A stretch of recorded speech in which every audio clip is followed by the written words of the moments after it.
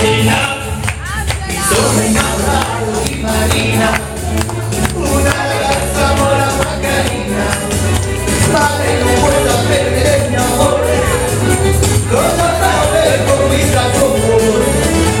Un giorno la incontrai sola sola, di cuore mi batte la vita allora, quando mi dissi che la volevo amare.